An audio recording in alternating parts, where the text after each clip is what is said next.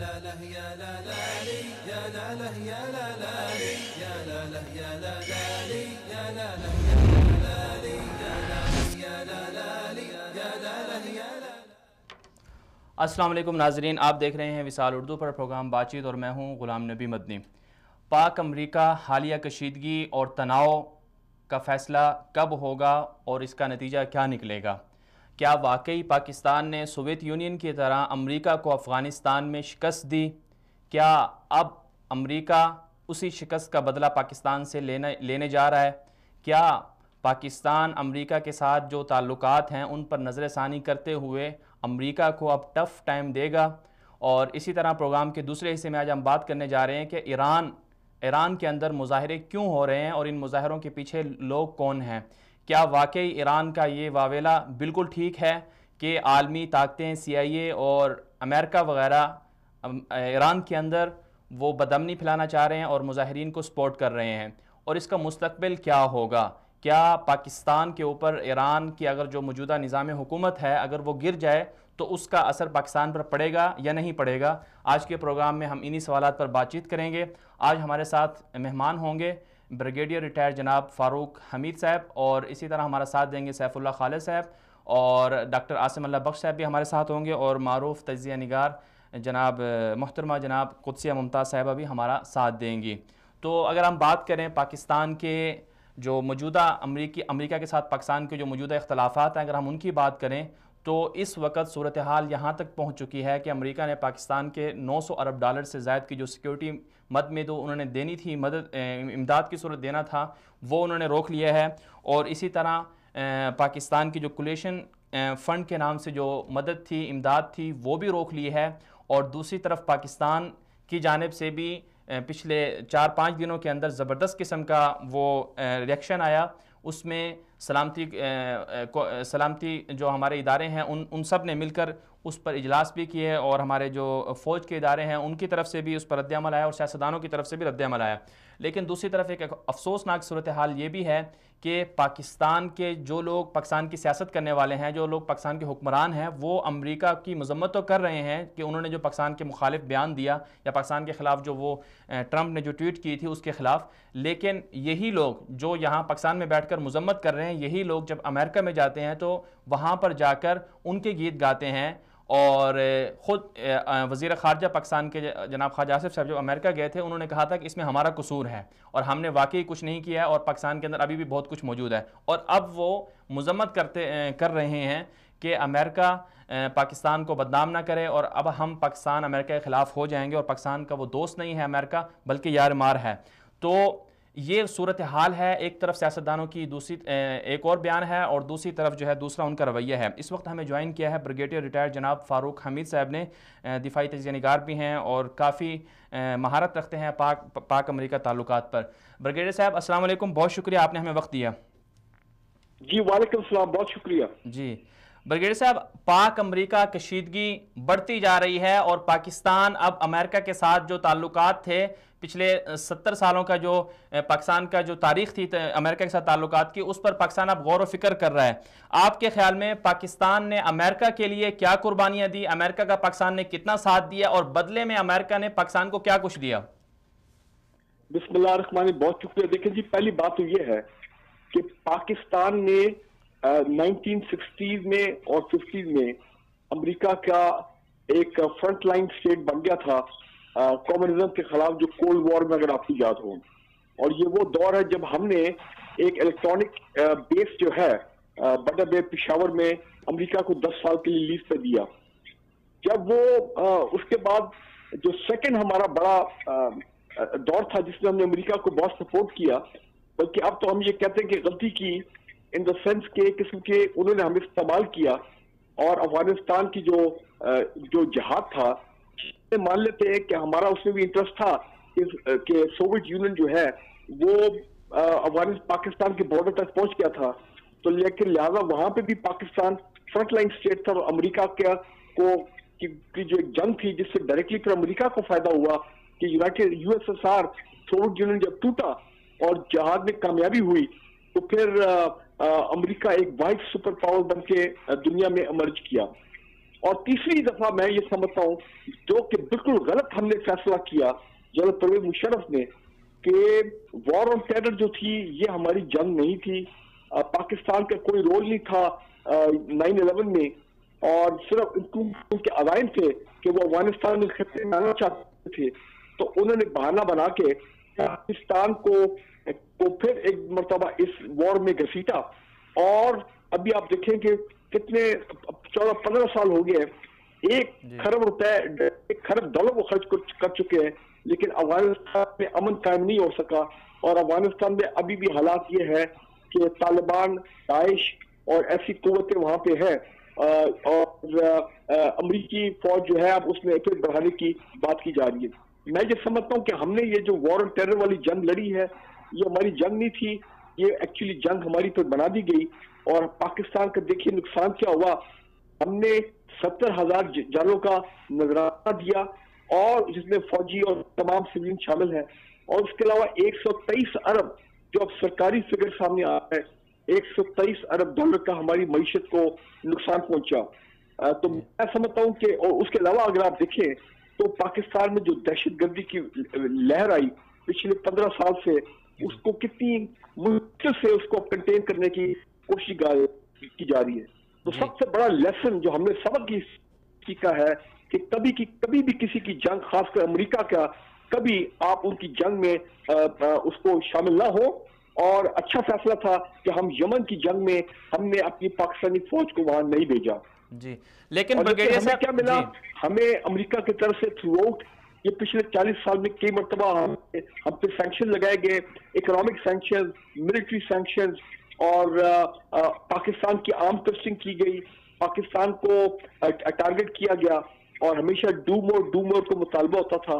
और मेरा ख्याल है कि जितना अमेरिका ने हमें ब्लैकमेल किया, शायद ये हमारी अपनी कोताहियां, गलतियां हैं, इसका हमने फिर ये सब कुछ भुगता है।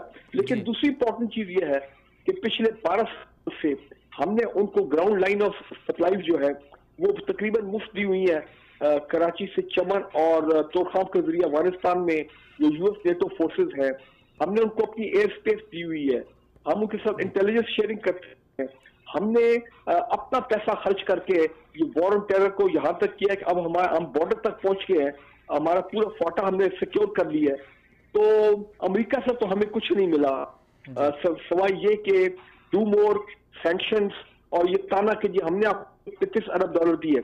अब खबर ये आई है कि उस 33 अरब डॉलर में तो ज्यादातर पैसा वो था जो उन्होंने एनजीओ को दिए थे जो पाकिस्तान में काम कर रहे थे, और जो क्रिश्चियन सपोर्ट फंड का पैसा था तकरीबन 18-20 अरब डॉलर, वो तो हमारा अपना पैसा था जो हमारा खर्चा हुआ वॉर ऑन टेरर में, उसको रियम्बर्स कराया।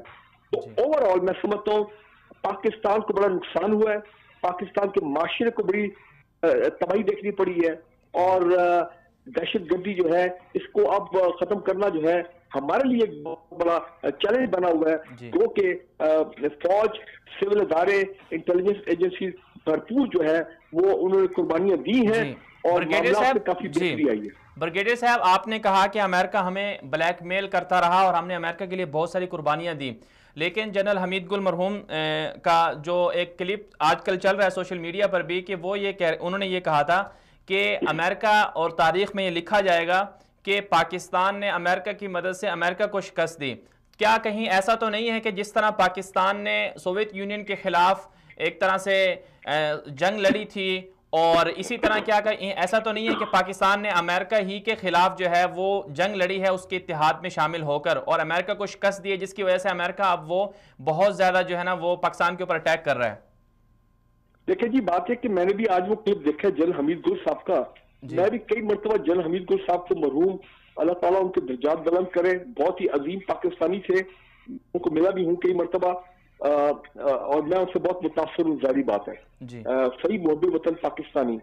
देखिए बात यह है कि अगर हमने अमेरिका का साथ भी दिया है तो इसका यह मतलब नहीं, हम पाकिस्तान के जो अपने मफादात हैं, स्ट्रेटेजिक मफादात हैं, पाकिस्तान के अपने सिक्योरिटी की मफादात है, हम उनको नजरअंदाज करके पस पर्दा रखें, ये नहीं हो सकता। जहां पे हमारे इंटरेस्ट उनके साथ कन्वर्ज हुए, चले हमने उनका साथ दिया, लेकिन पाकिस्तान के इंटरेस्ट जो है वो सुप्रीम है, اور امریکہ اگر سمجھتا ہے کہ پاکستان نے ان کی کوئی بے وفائی کی ہے یا کوئی ڈبل گیم کھیلی ہے، بلکہ ہم الٹا سمجھ رہے ہیں کہ امریکہ نے ہمارے ساتھ ڈبل گیم کی ہے، کہ انہوں نے ہمیں استعمال کیا ان دونوں جنگوں میں، چاہے افغان جہاد ہو چاہے یہ وار آف ٹیرر افغانستان میں۔ جی لیکن بریگیڈیئر صاحب مستقبل اب کیا ہوگا؟ آپ کیا دیکھتے ہیں کہ جو ابھی تناؤ حالیہ کشیدگی آئی ہوئی ہے، تعلقات میں تناؤ آیا ہوا ہے، تو اس کا مستقبل کیا ہوگا؟ کیا پاکستان کو اپنے تعلقات جو 70 سالہ تاریخ ہے اس پر دوبارہ سے غور و فکر کر کے از سر نو اپنے نئے اتحادی تلاش کرنے چاہیے؟ دیکھیے ایک بات تو ہے کہ پاکستان نے یہ حالات دیکھے ہیں اور ایک ہماری سوچ میں ایک شفٹ آئی ہے کہ اب ہم بالکل امریکہ پہ دار و مدار ہمارا نہیں ہے، انحصار نہیں ہے۔ پاکستان کے روس کے ساتھ تعلقات بہتر ہو رہے ہیں، ہم شنگھائی کوآپریشن آرگنائزیشن کے ممبر بن گئے، چین کے ساتھ ہمارے آپ کو پتا ہے بہت ہی زیادہ کلوز تعلقات تھا، ہر قسم کے اکنامک ملٹری جو بھی آپ سمجھیں، اور سی پیک کے معاملات، تو لہذا میرا خیال ہے اب امریکہ کی وہ اہمیت نہیں رہی پاکستان کے حوالے سے۔ ٹھیک ہے ہم یہ چاہتے ہیں کہ امریکہ کے ساتھ ایک ورکنگ ریلیشن شپ جو ہے وہ رہنی چاہیے، امریکہ سے ہمیں کوئی دشمنی مولنے کی یا لڑائی لڑنے کی کوئی ضرورت نہیں ہے، ہمیں اپنے انٹرسٹ پہ قائم رہنا چاہیے اور ان کی آنکھوں میں آنکھیں ڈال کے بات کرنی چاہیے۔ پاکستان بھی ایک نیوکلیر پاور ہے اور پاکستان کو امریکہ کی اتنی ضرورت نہیں ہے جتنی امریکہ کو پاکستان کی ضرورت ہے۔ افغانستان میں امن اگر قائم ہوگا تو وہ پاکستان کی شراکت کے بغیر، پاکستان کی سپورٹ کے بغیر امن قائم نہیں ہو سکتا، اور امریکی بھی اس بات کو سمجھتے ہیں۔ لہذا وہ میرا نہیں خیال ہے کہ وہ ایسے حالات کریٹ کریں گے جس میں پاکستان مجبور ہو جائے کہ امریکہ کے ساتھ انٹیلیجنس شیئرنگ بند کر دے، اور ان کی جو گراؤنڈ لائن آف کمیونیکیشن ہے اور ایئر اسپیس جو ہم نے ان کو دیا ہوا ہے مفت 15 سال سے، پھر وہ ہم بند کر دیں گے، پھر وہ ان کے لیے بہت مہنگا ثابت ہوگا۔ تو امریکہ، اور ہم ان کو یہ بھی کہہ سکتے ہیں کہ آپ اپنے ایمبیسی میں اسلام آباد میں آپ اپنے ایمبیسی کے کم کریں جتنے ہماری امریکہ میں ہے، تو ہمارے پاس بہت لیوریجز ہے، ہمارے پاس بھی بہت آپشن ہے، اور امریکہ یہ تمام بات جانتا ہے۔ بے شک انہوں نے $265 ملین کی وہ ملٹری امداد بند کر دی، بے شک انہوں نے پاکستان کو واچ لسٹ پہ ڈال دیا، لیکن الحمدللہ پاکستان ایک سورن ملک ہے، اور یہاں پہ پاکستان میں سوچ یہی ہے کہ ہم امریکہ سے آنکھیں ڈال کے بات کریں، اپنے مفادات پہ، اصولوں پہ قائم رہیں، اور آئندہ کبھی کسی کی جنگ میں شامل نہ ہو۔ اور اگر کوئی وہ مس ایڈونچر کرتے ہیں، کوئی ڈرون اٹیک یا یک طرفہ کاروائی کرتے ہیں، تو ٹھیک ہے اس پہ ہمیں قومی سلامتی اور قومی خود مختاری کے لیے ہمیں جواب پھر دینا پڑے گا۔ جی لیکن بریگیڈیئر صاحب جو نیٹو سپلائی کا جیسے آپ نے ذکر کیا، پاکستان کے پاس بہت سارے آپشن ہیں جن کو یوز کیا جا سکتا ہے، لیکن جب آنکھوں میں آنکھیں ڈال کر بات کرنے کی جب ہم بات کرتے ہیں، ہمارے لوگ ابھی، ہمارے جتنے بھی ادارے ہیں، جتنے بھی سیاستدان ہیں، عوام بھی سارے جو پاکستان کی تضحیک امیز جو ان کی طرف سے رویہ آیا اس کے خلاف ہو گئی ہے، عوام بھی پوری قوم دیکھ رہی ہے، پوری دنیا کے سامنے آ رہی ہے کہ پاکستان کی انہوں نے توہین کی ہے۔ تو کیا اب ایک وقت ایسا وقت آنے گیا ہے کہ اب ہم دوبارہ سے جو ان کی جو وہ ہم سے لے رہے ہیں، جو فری میں جو ہماری جو سڑکیں یوز کر رہے ہیں اور جو ہماری سرزمین کو یوز کر رہے ہیں، ہماری فضائی وہ اوپر سے وہ یوز کر رہے ہیں، آسمانوں کو یوز کر رہے ہیں، تو ہم ان کے خلاف کوئی اس طرح کا رد عمل اپنائیں کہ ان کی نیٹو سپلائی بند کر دیں تاکہ بھرپور جواب جائے اور دوبارہ سے امریکہ پاکستان کو کوئی اس طرح کے پاکستان کے خلاف بیان نہ دے سکے؟ دیکھیں آج سے 6 سال پہلے نومبر 2011 میں جب امریکی جہازوں نے سلالہ چیک پوسٹ پر حملہ کیا تھا، 27 ہمارے فوجی افسر جوان شہید ہوئے تھے، تو پاکستانی قوم نے 2 بھرپور جواب دیا تھا رسپانس۔ ایک تو یہ کہ ہم نے کہا تھا کہ شمسی ایئر بیس اور جیکب آباد ایئر بیس جو آپ کے پاس ہے، جو جنرل مشرف کے دور میں دیے گئے تھے، آپ قوم خالی کر دیں، اور ان کو وہاں سے نکال دیا گیا۔ اور دوسرا ہم نے ان کی جو گراؤنڈ سپلائی کے جو روٹ ہے وہ تمام 6 مہینے کی بند کی، پھر فائنلی اگر آپ کو یاد ہے انہوں نے ایک قسم کی معافی مانگی اور ریگریٹ کیا، تو پھر وہ معاملہ بحال ہوا۔ تو میں سمجھتا ہوں کہ ہمیں انتظار نہیں کرنا چاہیے، اب انہوں نے 2-3 قدم اٹھائے ہیں تو ہمیں بھی کہنا چاہیے ٹھیک ہے کہ جناب ہمارے آپ کے ساتھ اب وہ سیکیورٹی کے لیول نہیں رہا، ہم اس طرح کے آپ کی اتحادی نہیں رہے، تو لہٰذا ہم آپ کو یا تو آپ ہمیں پے کریں، اور یہ تمام جو راہداری جو ہم نے آپ کو دی ہوئی ہے اس کی آپ پاکستان کو پیمنٹ کریں۔ جی بریگیڈیئر صاحب، لیکن جو پاکستان کے سیاستدان ہیں ان کے تعلقات امریکہ کے ساتھ بہت زیادہ ہیں. ابھی یہ خبریں بھی سامنے آئیں کہ جو وزیر خارجہ صاحب ہیں وہ انہوں نے ولیمہ اپنا وہاں پر کیا, اور بہت سے جو ہمارے سیاستدان ہیں ان کے بچے وہاں پر پڑھ رہے ہیں, ان کے پاس نیشنلٹیاں وہاں پر ہیں. تو یہ سیاستدان پاکستان میں رہ کر مذمت کر رہے ہیں کہ امریکہ نے پاکستان کے خلاف بہت بڑا غلط اقدام اٹھایا ہے, اور لیکن دوسری طرف امریکہ کے ساتھ ان کے تعلقات بہت اچھے ہیں. اور کیا ان کے تعلقات ہیں اس پر زد نہیں آئے گی کہ اندر سے کچھ اور ہیں اور باہر سے کچھ اور ہیں, اور امریکہ کی طرف سے یہ بھی خطرہ ہے کہ کہیں وہ IMF اور ورلڈ بینک کو کہے کہ پاکستان کو قرضے دینا بند کر دے. تو اس ساری صورتحال میں آپ کیا سمجھتے ہیں کہ پاکستان کو مشکلات کا سامنا نہیں ہو جائے گا؟ دیکھیں جی, آپ کی بات صحیح ہے کہ ہمارے جو اشرافیہ ہے, جو حکومت میں یا حکومت سے باہر سب لوگ ہیں, ان کے اپنے خاندان جو ہیں امریکہ میں ہیں, ان کے بزنس انٹرسٹ وہاں پہ ہیں, ان کی پراپرٹیز وہاں پہ ہیں, ٹھیک ہے نا جی. تو لہٰذا یہ آلریڈی کمپرومائز لوگ ہیں. میں ہمیشہ کہتا ہوں کہ یہ ہماری ایلیٹ جو ہے اشرافیہ, یہ کرپٹ بھی ہے اور یہ کمپرومائز بھی ہے, اور یہ پاکستان کے مفادات کا وہ تحفظ اس طرح نہیں کر سکتے, کیونکہ ان کے اپنے انٹرسٹ جو ہے نا, اسٹیٹ جو ہے وہ انوالوڈ ہیں, چاہے وہ آپ کے فارن منسٹر ہوں, آپ کے ڈیفنس منسٹر ہوں, یا آپ کے یہ سابق انٹیریئر منسٹر ہوں, یا موجودہ بڑے لوگ یہ PMLN میں, پاکستان پیپلز پارٹی میں, ٹھیک ہے نا جی. ہو سکتا ہے کچھ لوگ PTI میں بھی ایسے ہوں جن کے وہاں پہ پراپرٹیز ہیں, فیملیز وہاں پہ ہیں, اور ان کے پاس گرین کارڈ ہے ان کی فیملی کے پاس. تو لہٰذا پھر ایسے جب آپ معاملات ہوں گے اور کمپرومائز لوگ ہوں گے, تو پھر وہ یہ لوگ بھی تو چاہیں گے کہ معاملہ جب ایسی جیتا جائے اور ڈائریکٹ امریکہ کے ساتھ کوئی قسم کی کنفرنٹیشن نہ ہو. اور ہمیں تو یہ بھی خبر سنائی یہاں پہ دی گئی ہے کہ جناب ابھی بھی کچھ لوگ ہیں جو کہ کہتے ہیں امریکی ایمبیسی کو فون کر کے کہ آپ فکر نہ کریں, ہم آپ کے یہ جو ہم آپ کو کرٹیسائز کر رہے ہیں, یہ تو صرف ہم فارمیلٹی پوری کرنے کے لیے کر رہے ہیں, فائل کا پیٹ بھرنے کے لیے, ویسے ہم آپ کے ساتھ ہیں, آپ کو گھبرانے کی ضرورت نہیں ہے, اور ہم آپ کے انٹرسٹ کو لک آفٹر کریں گے پاکستان میں. جی بہت شکریہ بریگیڈیئر صاحب, آپ نے ہمیں وقت دیا. یہ تھے ہمارے ساتھ بریگیڈیئر ریٹائرڈ فاروق حمید صاحب.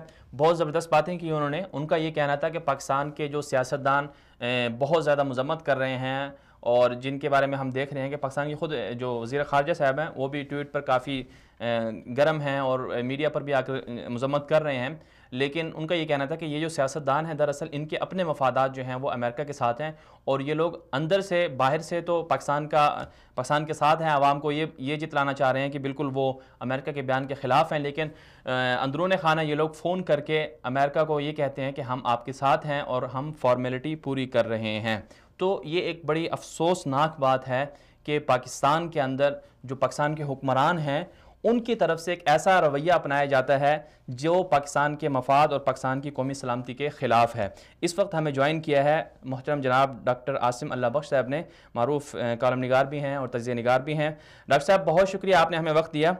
ڈاکٹر صاحب آج ہم بات کر رہے ہیں پاکستان کے جو امریکہ کے ساتھ تعلقات ہیں اس میں جو کشیدگی آئی ہے اس حوالے سے. تو آپ کے خیال میں پاکستان کی جو تعلقات کی تاریخ ہے امریکہ کے ساتھ وہ کیسی رہی ہے؟ کیا 70 سالہ جو تاریخ ہے تقریباً اس میں امریکہ نے پاکستان کو یوز کیا ہے یا پاکستان نے بھی امریکہ سے کچھ حاصل کیا ہے؟ السلام علیکم, بہت شکریہ آپ نے مجھے موقع دیا اپنی بات کرنے کا. دیکھیے بات یہ کہ یہ پاکستان اور امریکہ کا جو دوستی ہیں تعلقات کی تاریخ ہے وہ تقریباً ویسے ہی ہے جیسے ایک بڑے ملک کی اور ایک چھوٹے ملک کی ہوتی ہے. اس میں دونوں کے مفادات ہوتے ہیں, جس میں بڑے ملک کے زیادہ مفادات سیو ہوتے ہیں اور چھوٹا ملک کے بھی مفادات سیو ہوتے ہیں. یہ عام طور پہ یونیلیٹرل نہیں ہوتی جی, لیکن اس میں یہ بات ہمیں یاد رکھنا چاہیے کہ یہ اسٹریٹجک ریلیشن شپ کبھی نہیں رہی. یہ ہمیشہ بہت سے مواقع پر ان مواقع کے لیے رہتی ہے, یا ایک آپ سمجھے کہ ٹیکٹیکل ریلیشن شپ رہی ہے جس میں وقتی طور پر کچھ فائدہ دونوں نے حاصل کیا ہے. تو اس کو ایک اسٹریٹجک ریلیشن شپ کے تناظر میں دیکھنا جو ہے درست فیصلہ نہیں ہوگا. یہ ایک جب رہی ہے جیسے 50 کی دہائی میں اس کی اور ڈائمینشن تھی, 60 میں اور پھر 70 میں خاص طور سے جب افغان وار پہلی ہوئی تو پھر بالکل اس کی ڈائمینشن بدل گئی. تو یہ اس کو ہر دور کے حساب سے اس کو دیکھنا پڑے گا. ڈاکٹر صاحب لیکن یہ بتائیے گا جو حالیہ تناؤ آیا ہے, حالیہ کشیدگی ہے, اس پر پاکستان کی طرف سے جو رد عمل دیا جا رہا ہے, آپ کیا سمجھتے ہیں کہ ایسا یہ جو رد عمل دیا گیا ہے, بار بار اجلاس ہو رہے ہیں اور مذمتیں ہو رہی ہیں, کیا یہ ٹھیک ہے؟ دیکھیے پاکستان جو ہے وہ ایک دو سلو کی پالیسی رکھنا چاہتا ہے جو سفارتی معاملات میں زیادہ بہتر رویہ ہوتا ہے، بجائے سے کہ بہت زیادہ ٹیمپریچر کو بڑھا دیں اس کے بعد پھر وہ بات کنٹرول میں نہ رہے۔ آج بھی آپ دیکھیے کہ جو سرکی خادر نے بڑی اچھی بات کی، انہوں نے کہا کہ پاکستان پر ٹویٹ آئی 1 جنوری کو اور پھر اسی دن ایران پہ بھی آئی، تو کیا امریکہ اپنا جو خاصہ پالیسی ہے وہ ٹویٹس پر چلائے گا؟ تو وہ یہ کہ بجائے سے کہ آپ اپنا دفاع میں ایک دم لگ جائیں اس کو کریں، وہ آپ دوسرے رپورٹ میں ڈالتے ہیں تاکہ جو جواب دینا ہے وزارت وہ کریں۔ تو آپ کے خیال میں پاکستان کو کیا کرنا چاہیے؟ جو انسٹیٹیوشنل رسپانس یعنی سیکورٹی کے حوالے سے وہ بھی اس وقت ہمارا بالکل صاحب ہے، اور وہ یہی ہے کہ ہم کوآپریٹ کرنا چاہتے ہیں، لیکن اس طرح کوآپریشن کی زیادہ لمٹس ہوتی ہیں۔ تو وہ امریکہ اپنا ڈال رہا ہے کہ اس کا اپنا ایک ایجنڈا ہے، یعنی اپنی اس کی ریکوائرمنٹ ہے، پاکستان کی اپنا ایک حدود ہے جہاں تک وہ اس معاملے میں تعاون کر سکتا ہے۔ تو یہ ایک طرح سے کسی فائنل نتیجے پر پہنچنے سے پہلے کا وہ جو ایک تناؤ ہے اس کو اس طرح بھی دیکھا جا سکتا ہے۔ جی، تو اس کا جواب کیسے دینا چاہیے؟ آپ کیا سمجھتے ہیں کس طرح جواب دینا چاہیے امریکہ کو؟ ان کی نیٹو سپلائی بند کر دی جائے؟ پاکستان کے آپ دیکھیے نا، ہم جب بات کرتے ہیں 70 سال سے، پاکستان کو بخوبی اندازہ ہے کہ امریکہ کو کیسے ڈیل کرنا ہے۔ جی، امریکہ کا تو یہ صورتحال ہے جی کہ آپ جب ہم یہ تو چلے ایک مشکل اس میں پوزیشن میں امریکہ 1988 میں تو امریکہ آؤٹ رائٹ ونر تھا، اس نے افغان وار میں ہرا دیا روس کو، روس اس کے بعد پھر بھی ہو گئے، لیکن اس نے فوراً بعد پاکستان پر جو ہے وہ نیوکلیئر ایشو کو بنیاد بنا کے اقتصادی پابندیاں لگا دیں، اور تب بھی فوجی امداد اور یہ تمام چیزیں معطل کر دیں۔ F-16 کے پیسے بھی سارے جو ہیں وہ کھا پی گئے، آپ سب لوگ جو اس بات سے واقف ہیں۔ اس وجہ سے امریکہ، اور پھر آپ دیکھیے اس کے بعد تعلقات ٹھیک ہو گئے، وہ امریکہ کے ساتھ یہ تار چڑھاؤ چلتا رہتا ہے، اور کی کوشش ہوتی ہے کہ 100% اس کی کم از کم 95% اس کی بات مانی جائے، جبکہ پاکستان کو پتہ ہے کہ اس کی بھی ایک لمٹ ہے، وہ وہاں لمٹ تک لانے کے لیے کچھ دیر وہ پھر یہ چلتا رہتا ہے، اور یہ کوئی نیا سچویشن نہیں ہے پاکستان کے لیے۔ بالکل اس سے زیادہ سنگین صورتحال تب تھی جب وہ عبدالقادر خان صاحب والا واقعہ ہوا، یا جب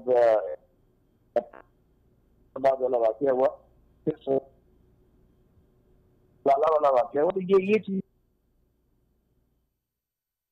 چیزیں آپ دیکھیے۔ جی، غالباً ڈاکٹر عاصم اللہ بخش صاحب سے رابطہ منقطع ہو رہا ہے، آواز ان کی ٹھیک نہیں آ رہی ہے، دوبارہ رابطے کی کوشش کریں گے۔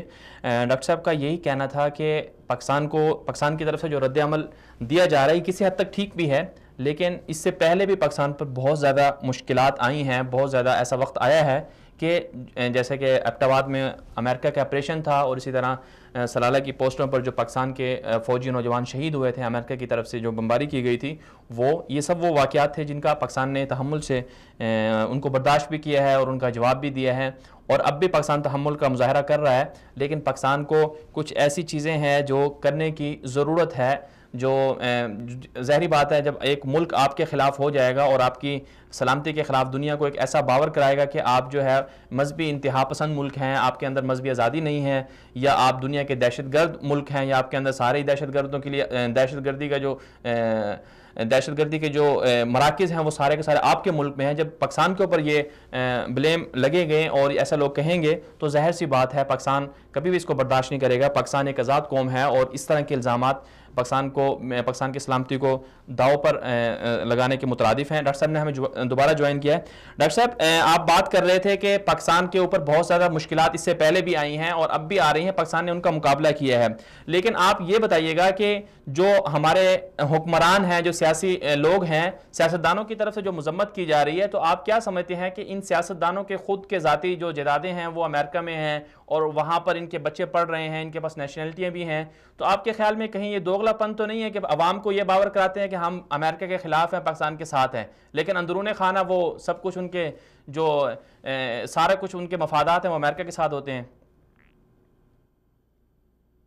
دیکھیے، اس کے لیے بہتر جو کسوٹی ہے وہ یہ ہو سکتی ہے کہ ہم یہ دیکھیں کہ کیا ہونا چاہیے جو اس وقت نہیں ہو رہا۔ جی، تو آپ یہ دیکھیے پھر یہ کہ جب آپ انسٹیٹیوشنل رسپانس کی بات کرتے ہیں تو اس میں سیکیورٹی اسٹیبلشمنٹ بھی شامل ہوتی ہے، اس میں فارن آفس شامل ہوتا ہے، اس میں اپوزیشن کا بھی ایک رول ہوتا ہے، اس میں گورنمنٹ ہوتی ہے جی. تو اگر تو یہ سب کے سب ہی جو ہیں وہ ملکی مفاد کو سب سے نظر کر چکے ہیں، پھر تو ظاہر ہے پھر کیا ہو سکتا ہے. جی. لیکن ایسا ہوتا نہیں عام طور پہ، اور ماضی اس کا ایک جو تسلسل ہے وہ ہمیں بتاتا ہے کہ بہرحال یہ تو نہیں کہ ہم کہہ سکتے آپ کی بات میں یہاں تک تو ہے کہ آئیڈیل تو نہیں ہوتا، لیکن بہرحال ہم بہت سے ممالک سے بہتر ڈیل کرتے آئے ہیں ابھی تک ان تمام معاملات کو. اب دیکھیے ایٹم بم بھی پاکستان نے اسی اس میں بنایا، حالانکہ کتنا پریشر تھا، خود بھٹو صاحب تھے، پھر جنرل ضیاء صاحب تھے، پھر مرتضیٰ بینظیر بھٹو کو کئی لوگ کہتے ہیں لایا اس لیے گیا تھا کہ اس کو رول بیک کیا جائے، پھر نواز صاحب کے دور میں اس کا وہ دھماکہ بھی ہوا. یہ سب کچھ بغیر انسٹیٹیوشنل فریم ورک کے ممکن نہیں ہوتا. جی. تو ہم نے اپنے جو اہداف ہیں وہ بھی حاصل کیے ہیں، اور ظاہر ہے کہ ایک سپر پاور کے ساتھ ہم نے کوآپریٹ کر کے اس کے اہداف حاصل کرنے میں اس کی مدد بھی کی ہے. تو یہ تو ایک انٹرنیشنل لینگویج میں کوئی تو کہتے ہیں کہ اگلے کا بدلا وہ تعلق جو ہے وہ بہرحال چلتا رہا ہے. جی ڈاکٹر صاحب، دوسری طرف اگر ہم دیکھیں ایران کے اندر مظاہرے ہو رہے ہیں پچھلے ایک ہفتے سے اور کشیدہ صورتحال ہے، تو آپ کیا سمجھتے ہیں؟ امریکہ پاکستان کو ایک طرف سے دھمکیاں دے رہا ہے اور دوسری طرف ایران کے اندر کشیدگی بھی ہے، اور یہ بھی کہا جا رہا ہے کہ CIA اس کے پیچھے ہے، امریکہ اس کے پیچھے ہے، ٹرمپ نے کہا کہ ہم عوام کے ساتھ ہیں. تو آپ کیا سمجھتے ہیں کہیں ایسا تو نہیں ہے یہاں پر اب خطے میں ایک نئی گیم اور نیا کوئی منصوبہ ہے وہ لایا جا رہا ہے؟ اور آپ ایران کے اندر جو مظاہرے ہو رہے ہیں، جو کشیدگی ہے، اس حوالے سے آپ کیا کہیں گے؟ آپ اس کو کس تناظر میں دیکھتے ہیں؟ دیکھیے جی، میں وہ تو سمجھتا ہوں کہ ایک وسیع پر جو ہے اس وقت تبدیلیاں نظر آ رہی ہیں ہمیں ملکوں میں جیو اسٹریٹجک، اور اس کا ایک بہت بڑا تعلق اس چیز سے ہے کہ چین جو ہے وہ ایکٹیو ہو رہا ہے مڈل ایسٹ میں اور افریقہ میں. جی. اس کے علاوہ روس جو ہے وہ چین کے ساتھ کھڑا ہے، حالانکہ ماضی میں جب یہ دونوں پیورلی کمیونسٹ کنٹریز تھیں تو ایک دوسرے سے ان کے اختلافات تھے، جبکہ اس وقت آپ دیکھیے شنگھائی کوآپریشن کونسل کا فورم ہو یا دیگر فورمز ہوں، وہاں پہ یہ دونوں ایک دوسرے کو سپورٹ کرتے ہیں. افغانستان میں بھی دونوں کا آپس میں ایک جو ہے ارینجمنٹ ہے، تال میل ایک پایا جا رہا ہے. تو یہاں پہ جو اس وقت معاملات بہت کچھ ہو رہے ہیں، خاص پاکستان کا بھی جو معاملہ ہے اس میں بھی ایک سی پیک کا بھی عنصر ہے، وہ چین اسپیسیفک ہیں یہ معاملات کہ چائنا کو روکنا، اور اس کے لیے پھر مڈل ایسٹ میں نئی کوئی الائنمنٹس بنائی جائیں، اتحاد بنائے جائیں. بہرحال ایران میں جو کچھ ابھی ہوا ہے اس کا بہت سا تعلق جو ہے ایران کے انٹرنل سچویشن سے بھی ہے، جو آپس کی سیاسی اختلافات ہیں، پھر کچھ وہاں کی معاشی صورتحال بھی ہے، لیکن وہ اس لیول تک معاملات نہیں خراب ہوئے کہ جس میں فارن پاور جو ہے اپنا رول پلے کرتی ہیں ایک بڑے اسکیل پر. ابھی تک یہ وہاں کا ایک لوکل ایشو ہے، شاید باہر کی پاور چاہیں گی کہ وہ اس کو مزید بڑھتا سکے، لیکن ابھی وہ اس لیول تک آیا نہیں ہے معاملہ. جی چلیں ڈاکٹر صاحب، بہت شکریہ آپ نے ہمیں وقت دیا. یہ تھے ڈاکٹر عاصم اللہ بخش صاحب ہمارے ساتھ. بہت قیمتی انہوں نے باتیں کی. ان کا یہ کہنا تھا کہ جو امریکہ کے ساتھ پاکستان کے تعلقات ہیں ان کا پاکستان کو کیسے جواب دینا چاہیے، اور اسی طرح ان کا یہ بھی کہنا تھا کہ ایران کے اندر جو مظاہرے ہو رہے ہیں ابھی تک وہ ان کے ذاتی اندرونی اختلافات ہیں. عوام واقعی معاشی طور پر بھوک کا شکار ہے اور عوام کو بہت سارے مسائل ہیں، اس وجہ سے وہ اختلافات آگے بڑھ رہے ہیں. تو لیکن اس لیول کا وہ ایشو نہیں ہے جو کشیدگی ہے ایران کے اندر کہ عالمی طاقتوں کو کی طرف ان کو موسوم کیا جائے. تو پروگرام کے دوسرے حصے میں ہم اسی پر بات کریں گے کہ کیا واقعی جو ایران کے اندر مظاہرے ہو رہے ہیں، جو کشیدگی برقرار ہے، کیا واقعی اس کے پیچھے عالمی طاقتیں ہیں یا حقیقت میں جو ایران کا موجودہ نظام ہے، موجودہ نظام حکومت ہے، کیا واقعی وہ اس کا ذمہ دار ہے. یہاں پر ہم ایک شارٹ بریک لیں گے، ہمارے ساتھ رہیے گا، واپس آتے ہیں.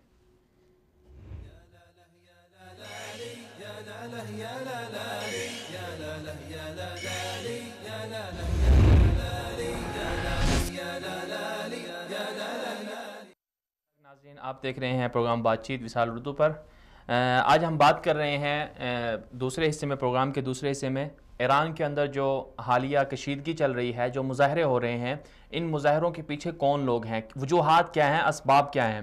کیا کہیں واقعی عالمی طاقتوں کا ایجنڈا تو نہیں ہے کہ ایران کو دوبارہ سے شام بنایا جائے، ایران کو عراق بنایا جائے، یا پھر یمن بنایا جائے ایران کو، یا دوسری طرف جو دوسری طرف جو اصل حقائق ہیں، جو عوام جن وجوہات کی وجہ سے باہر نکلی ہے، کیا بالکل وہی وجوہات ہیں کہ عوام کو وہاں پر روٹی نہیں مل رہی ہے، عوام کو وہاں پر گھریلو اشیاء بہت زیادہ مہنگی ہیں، عوام کی تنخواہیں بہت کم ہیں، اور وہاں جو اشرافیہ ہے، وہاں جو حکومت کرنے والے لوگ ہیں وہی سب کچھ کھا رہے ہیں، اور عوام کا جو پیسہ ہے، ایران کی جو معدنیات ہیں، جو عوام کا جو پیسہ ہے، عوام سے جو ٹیکس وصول کیا جاتا ہے، وہ سارا کا سارا بیرونی جو پراکسی وار ہے ارد گرد کے علاقوں میں وہاں پر خرچ کیا جا رہا ہے، جیسے شام کے اندر اور عراق کے اندر اور یمن کے اندر اور لبنان کے اندر۔ کیا کہیں یہی وجوہات ہیں، یہی اصل حقائق ہیں کہ واقعی جو ایران کی حکومت ہے ان کی طرف سے عوام کو سہولیات نہیں دی جا رہی ہیں، جس کی وجہ سے عوام سراپا احتجاج ہیں؟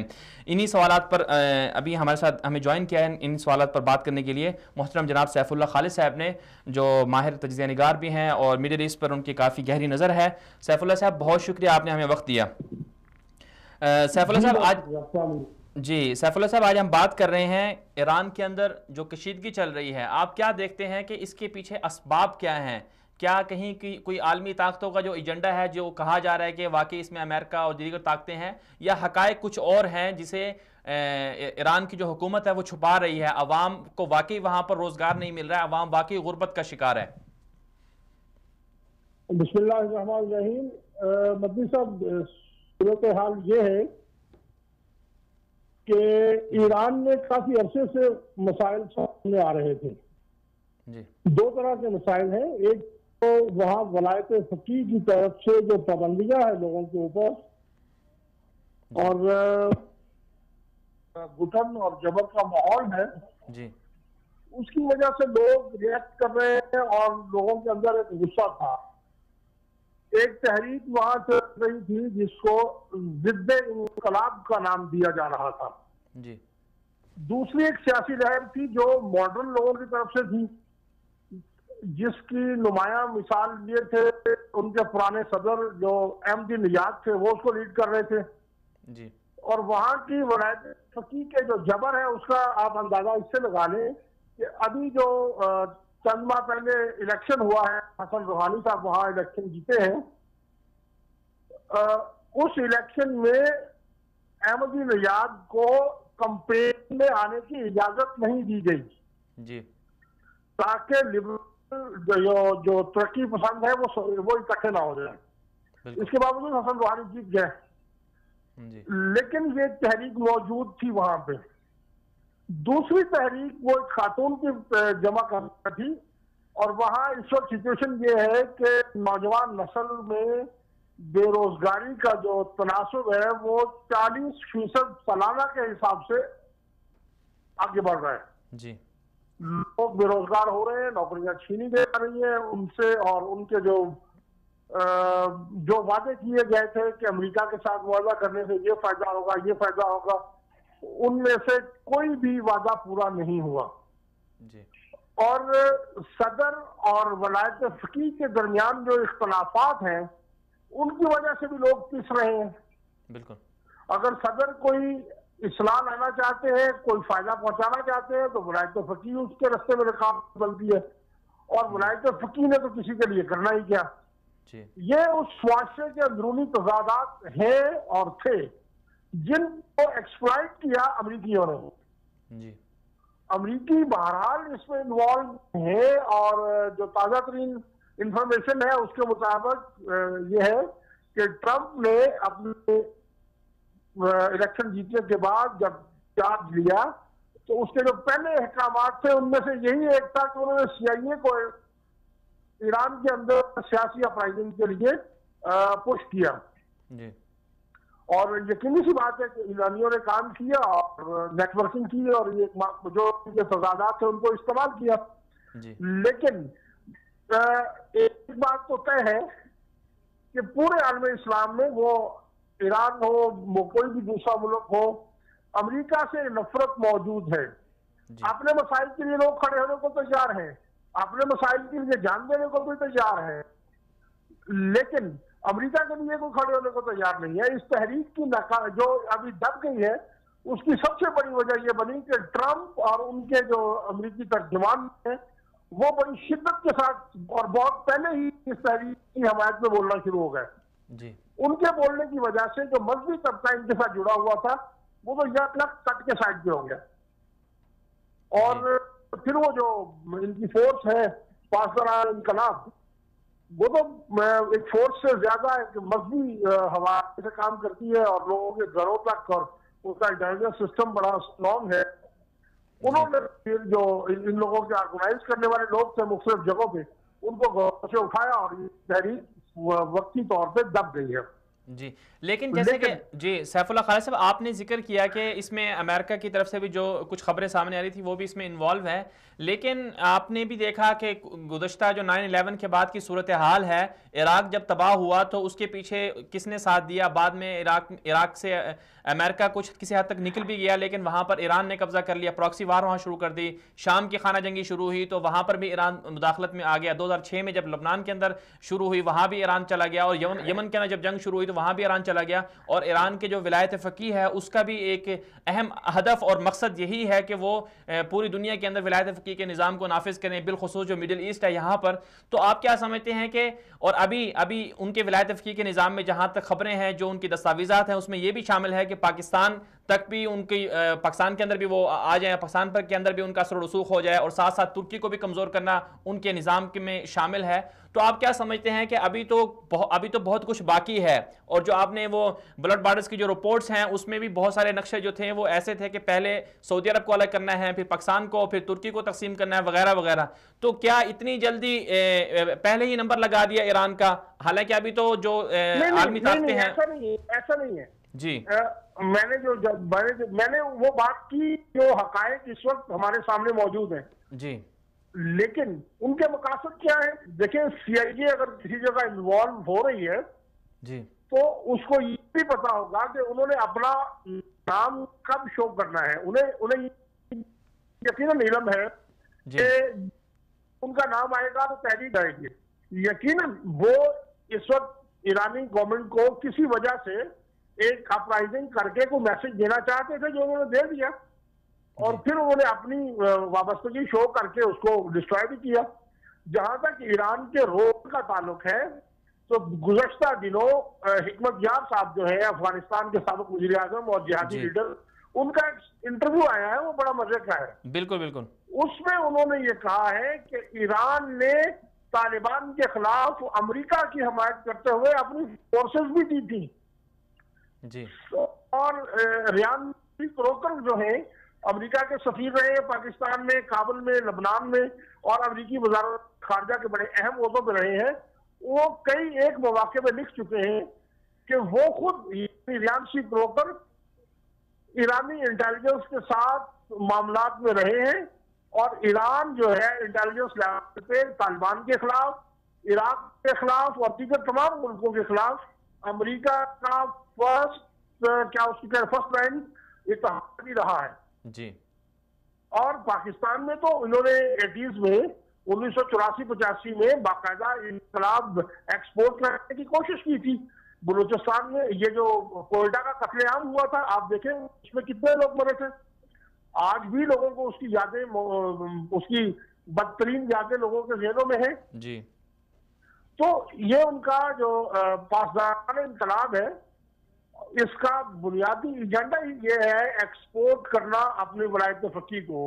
جی اور اس وقت جو اس کے سب سے طاقتور آدمی ہے جنرل قاسم، جی وہ تو آپ کو پتہ ہے کہ بڑی ڈیڈیکیشن کے ساتھ لگے ہوئے ہر جگہ مسلمانوں کو ڈسٹرائے کرنے. تو آپ رپورٹس ہیں ان کو اگر آپ دیکھیں تو اس میں عالم اسلام میں سے صرف ایک ملک ہے جو کچھ حاصل کرتا ہوا نظر آ رہا ہے، وہ ایران ہے. جی ہر ملک جو ہے وہ علاقے چھوڑ رہا ہے، اس سے علاقے چھینے جا رہے ہیں، اس کو علاقے دیے جا رہے ہیں. جی اور پھر یہ چیزیں ہیں ساری. جی تو لیکن یہ جو معاملہ ہے اس میں 12 جو ہوا، اس میں ایرانیوں کے ساتھ امریکہ کی عمارت موجود تھی.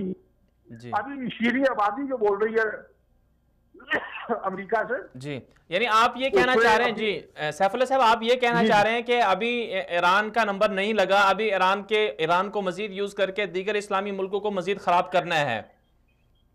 دیکھیں ایران کا نمبر میرا نہیں خیال ہے کبھی بھی لگے گا، کیونکہ جو مقاصد ان کے ہیں وہی ایران کے ہیں جی، اس لیے جو دو پارٹنر کے درمیان حصے کی تقسیم میں تو لڑائی ہو سکتی ہے، تمہارا کتنا میرا کتنا، جی، اور یہ بھی شاید اسی قسم کا تھا، لیکن جہاں تک دونوں کے مقاصد ایک ہیں اور وہ دونوں استعمال کرتے رہیں گے ایک دوسرے کو. دوسری جو حقیقت ہے جس کو سمجھنا ضروری ہے کہ ایرانی سوسائٹی کے اندر تضادات بہت زیادہ ہیں. جی، کسی بھی وقت وہاں ضد انقلاب اور انقلاب کے جو حامی ہیں ان کے درمیان لڑائی مسلح شکل اختیار کر سکتی ہے. جی، کیونکہ اس وقت سچویشن یہ ہے ایران کی، جیسے ماضی میں کہا کرتے تھے کہ سوویت یونین ایک آئرن کرٹن کے اندر کنٹری ہے، لوہے کا ایک پردے کے اندر لپٹی ہوئی ملک ہے جہاں سے کوئی خبر باہر نہیں نکل سکتی. بالکل. اس وقت ایران کی یہ سچویشن ہے کہ وہاں سے کوئی خبر باہر نہیں نکل سکتی. بالکل. کے احتجاج کے پہلے 4-5 دن تک یہ خبریں باہر آتی نہیں ہیں. اس کے بعد سے اب پاسداران نے کہا ہے کہ ہم نے بغاوت کو دبا دیا. جی، کتنی لاشیں گری، کیا ہوا، کہاں کہاں دبایا، کس کو گرفتار کیا، کچھ خبر نہیں ہے اور نہ ہی کوئی رابطے ہیں. جی، آپ دیکھیں وہاں سوشل میڈیا مکمل ابھی بھی بند ہے. جی، ہم یہ نہیں کہہ سکتے، آزادانہ ذرائع سے یہ اس بات کی تصدیق نہیں ہو سکتی کہ واقعی وہاں بغاوت کو روک دیا گیا. جی، چلیں بہت شکریہ سیف اللہ خالد صاحب، ہمارے پاس وقت کی کمی ہے. سمجھنا ضروری ہے. جی بہت شکریہ سیف اللہ خالد صاحب، چونکہ وقت کی کمی ہے اور ابھی ہمارے ساتھ ایک اور مہمان بھی موجود ہیں اور میڈل ایسٹ کی ماہر ہیں جناب قدسیہ ممتاز صاحبہ، وہ بھی ہمارا ساتھ دیں گی. پروگرام کا وقت چونکہ بہت اختصار کی طرف جا رہا ہے اور بہت کم رہ گیا ہے، تو سیف اللہ صاحب نے جو تجزیہ پیش کیا وہ واقعی سوچنے کے قابل ہے کہ اصل میں کسی حد تک انوالومنٹ ہم کہہ سکتے ہیں کہ باہر والوں نے ساتھ دیا ہوگا کہ وہ ان سے ناراض ہوں گے، جو موجودہ حکمران ہیں ایران کے ان سے وہ ناراض ہوں، اس وجہ سے وہ چاہ رہے ہوں کہ ان کو ہٹا کر اپنے من پسند دوسرے حکمرانوں کو وہاں پر بٹھا دیا جائے. لیکن یہ کہنا کہ واقعی ایران کے جو ایک نظریہ ہے اس کو توڑ دیا جائے گا، ابھی اس کا ابھی وقت نہیں آیا، کیونکہ ابھی تو ان کے جو عالمی طاقتوں کے ایجنڈے میں ابھی بہت ساری چیزیں ایسی باقی ہیں جو ہونا ضروری ہیں. اور جیسے سیف اللہ خالد صاحب نے کہا کہ واقعی اس وقت جو مفادات ان کے ہیں، ایران کے ہیں، وہی مفادات عالمی طاقتوں کے بھی ہیں. اس وقت ہمیں جوائن کیا ہے قدسیہ ممتاز صاحبہ نے، تجزیہ نگار ہیں، کالم نگار ہیں. قدسیہ صاحبہ بہت شکریہ، آپ نے ہمیں وقت دیا. جی بہت شکریہ آپ کا. جی قدسیہ یہ بتائیے گا کہ ایران میں جو کشیدگی ہو رہی ہے اس کے پیچھے اسباب کیا ہیں؟ کیا واقعی اس میں عالمی انوالومنٹ شامل ہے یا پھر ایران کے جو اندرونی جو مسائل ہیں، عوام واقعی اندرونی جو اسباب ہیں، بھوک ہے اور بے روزگاری ہے، غربت ہے، اس وجہ سے احتجاج کر رہی ہے؟ بسم اللہ الرحمن الرحیم. دیکھیں سب سے پہلی بات تو یہ ہے کہ کسی بھی ملک کے اندر جب اندرونی خلفشار پیدا ہوتا ہے تو اس کی وجوہات اندر ہی ہوتی ہیں. بیرونی طاقت نے کتنی بھی کوشش کرنی ہے، اگر آپ کے اندرونی حالات ٹھیک ہے تو ٹھیک ہے، تو کوئی باہر سے کوئی کچھ نہیں کر سکتا. جی. تو یہ تو کہنا بالکل فضول ہے کہ ایران میں جو ہے وہ اندرونی معاملات درست ہیں.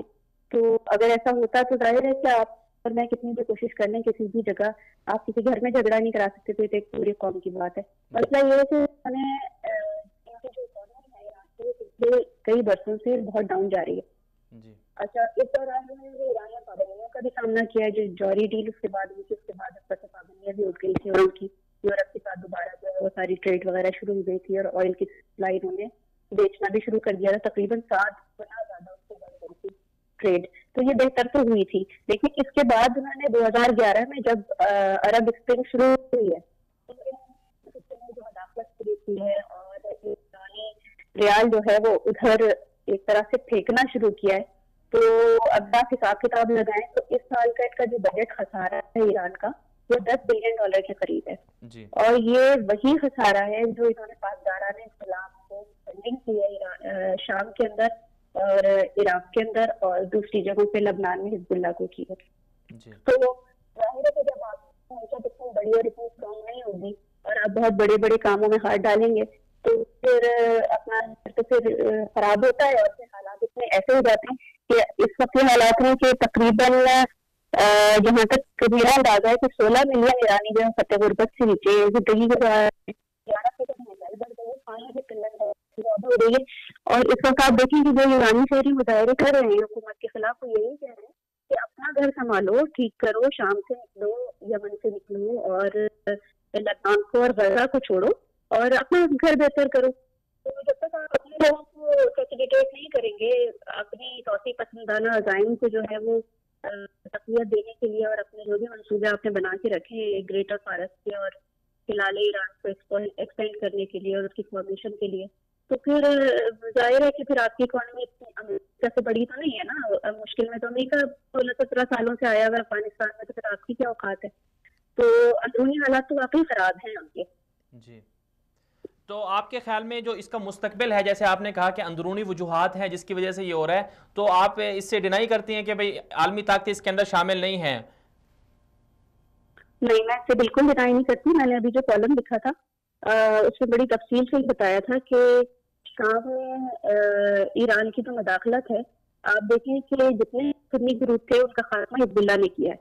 दाइश के मुकाबले में दाइश को मैं सपोर्ट बिल्कुल नहीं करती। आप किसी भी दूसरे सुन्नी ग्रुप का नाम ले लें, अल-कायदा, नुसरत, जबहतुल नुसरत, किसी का भी ले लें, तो जितने सुन्नी ग्रुप है उनको बड़ी सफाई से और बड़ी टेक्निक के साथ जो है वो ईरानी मुसल्लह ग्रुपों ने, हिजबुल्लाह ने, पासदारान ने और एक दो और ग्रुप्स हैं, उन्होंने रिप्लेस किया है। और उसको पूरी दुनिया जानती है कि पूरी तरह से ईरानी सपोर्ट हासिल रही है, वहाँ पे इन्वेस्टमेंट्स हो रही हैं और उन्होंने ठीक ठाक पैसा भी वहाँ पे बनाया है। तो असल में वो रहा है कि जितना पैसा आप लगा रहे हैं वो अपने मुसल्लह ग्रुपों पर, मलेशिया से लगा रहे हैं। हिजबुल्लाह तो बाकायदा एक 1.5-2 लाख की आर्मी है, लबनान आर्मी से भी बड़ी आर्मी है और मुसल्लह जदीद तौर पर मुसल्लह है, तो उसकी तो बात ही छोड़ दी। और जरा खुद वहाँ पर मौजूद है, तो जब आप लोगों के जेब से जो है वो जेबें खाली करके आप दूसरी जगह पर डालेंगे तो अपनी मैशत डाउन होती है। अब जहाँ से ये सवाल है कि आलमी इसके अंदर मौजूद है या नहीं है, तो मैं इस सवाल का जवाब पहले दे चुकी हूँ कि अगर आप खुद स्ट्रॉन्ग होंगे तो कोई आलमी साजिश काम नहीं करती। लेकिन हुआ यह है कि सुन्नी ग्रुप का और सुन्नी जो जिहादी ग्रुप है, जाहिर है कि बशार की हुकूमत तो टपल डाउन होती और जो हो सकती थी, बहुत अच्छे तक इस तरह की सूरत हाल रही है। तो कभी भी बर्दाश्त नहीं करता अमेरिका या कोई भी दूसरी ताकत से वहाँ पे सुन्नी ग्रुपों की कोई कंबाइंड गवर्नमेंट बने या इस तरह की सूरत हाल बने। तो उनको रिप्लेस करने के लिए ईरान है, क्योंकि उनका एक ऑब्सेशन तो है पूरे खत्ते पे कब्जा करने पर, उन्होंने कर भी लिया। अगर आप नक्शा फैलाकर देखें तो उर्दन के अलावा उसकी पूरी हिलाल जो बन चुकी है, उसमें पूरी तरह से इकोनॉमी के एतबार से भी और अस्करी एतबार से भी वहाँ पूरी तरह से पाँव जमा लिए हैं और सऊदी अरब को एक तरह से घेरे में लिया हुआ है। तो अब मसला ये है कि इस ऑब्सेशन को लगाम तो डालनी है। अब ये भी नहीं हो सकता कि जी आप नाम लें इस्लाम का, नारे लगाएं इनकलाब के और आप सुन्नियों को हटाकर जो खुमैनी मंच वहाँ पर बैठ जाए, तो ये भी आलमी ताकतों को तो मंजूर नहीं है। तो आप देखें कि इसराइल आखिर में ये बताइएगा कि जो हालिया कशीदगी है, इस हवाले से पाकिस्तान को अपना क्या किरदार अदा करना चाहिए, और अगर फ़र्ज़ करें कि अगर मौजूदा जो ईरान की हुकूमत है गिर भी जाए तो पाकिस्तान उसके साथ फिर क्या ताउन करेगा? पाकिस्तान ईरान के साथ उसके क्या असरात पड़ेंगे? ये एक बत्ती तो है सूरत हाल के ईरान को लगाम लगाने के लिए बहुत जरूरी था कि इस तरह की चीज़ें शुरू की जाए दोबारा से ईरान में, जो ईरानी सोसाइटी के लिए कोई इतनी नई बातें नहीं है, क्योंकि वो तो मौजूदा ईरान तो बना ही है इनकलाब के में। तो ये आप कह सकते हैं कि जरूरी नहीं है कि जो मौजूदा एक फेज शुरू हुआ है ये अपने अंजाम को पहुंचे या कोई बाकायदा हुकूमत खत्म होने का मुझे तो कोई इम्कान नजर नहीं आता फिलहाल कुछ अर्से तक। लेकिन एक फ्लैट शुरू हो सकती है कि जी आप अपने औकात में हैं और जितना आपसे काम लिया जाना था, जितना आपने करना था आपने कर लिया, बात जैसा माने। जी, बहुत शुक्रिया कुदसिया मुमताज़ साहिबा। ये थी हमारे साथ कुदसिया मुमताज़ साहिबा, मारूफ कॉलम निगार थी। उनका यही कहना था कि दरअसल कहीं पर भी जब खाना जंगी या इस तरह के मुजाहरे शुरू होते हैं, उसके पीछे ये कहना कि बैरूनी ताकतें हैं, ये महज एक दावा ही होता है, हक़ाइक़ के बरखिलाफ़ होता है। असल वजूहात ये होती हैं कि कहीं पर अगर कोई अवाम किसी निज़ाम के ख़िलाफ़ अगर किसी बात को लेकर, किसी चीज़ को लेकर अगर अवाम सामने आई है, तो ज़ाहिर सी बात है अवाम को कुछ मसाइल का सामना है जिस वजह से अवाम सड़कों पर निकली है। अब ईरान के अंदर जो मुजाहरे हो रहे हैं उसके पीछे ये कह देना कि अमेरिका इसके पीछे है, ट्रंप इसके पीछे है या आलमी ताकतें इसके पीछे हैं, इसमें किसी हद तक एक मुबालगा आराई है, क्योंकि جو وہاں کی عوام ہے، جیسے کہ قدسی نے بھی ذکر کیا کہ 10 ملین سے زیادہ جو وہاں کی عوام ہے وہ خط غربت سے نیچے زندگی گزار رہی ہے، اور بہت سارا جو وہاں کا سرمایہ ہے وہ بیرونی پراکسی وار میں خرچ ہو رہا ہے، عوام غریب ہے، غربت کا شکار ہے، روزگار نہیں مل رہا، اور وہاں پر جو کچھ جو آپ کہہ سکتے ہیں کہ منارٹیز جو ہیں وہاں پر سنی جو ہیں ان کو وہ آزادی نہیں ہے، مذہبی آزادی نہیں ہے، وہاں پر وہ مساجد نہیں بنا سکتے، وہاں پر جا کر وہ اپنی نمازیں نہیں پڑھ سکتے، اور بہت سارے ایسے مسائل ہیں جن کی وجہ سے یہ جو حالیہ کشیدگی ہے ایران میں چل رہی ہے۔ اب اس حالیہ کشیدگی کا مستقبل کیا ہوگا اور کیا واقعی یہ مستقبل میں ختم ہوگی، یہ تو آنے والے وقت ہی بتائیں گے، لیکن جو صورتحال نظر آ رہی ہے کہ اگر عوام کو ان کے حقوق نہ ملے، اگر عوام کو مذہبی آزادی نہ ملی، اگر وہاں پر عوام کے ساتھ جو سنی طبقہ ہے یا دیگر جو طبقہ ہے ان کے ساتھ اگر فرقہ واریت کا مظاہرہ حکومت کی طرف سے کیا گیا، ایرانی حکومت کی طرف سے، تو یہ سقوط ایران کے جو نظام ہے اس کا سبب بن سکتا ہے۔ آپ کو آج کا پروگرام کیسا لگا، اس حوالے سے اپنا فیڈ بیک ضرور دیجیے گا۔ وصال اردو کے آفیشیل فیس بک پیج کو بھی جوائن کیجیے، بات چیت کے آفیشیل فیس بک کو بھی جوائن کر سکتے ہیں۔ آج کے لیے اتنا ہی، اجازت دیجیے، اللہ حافظ۔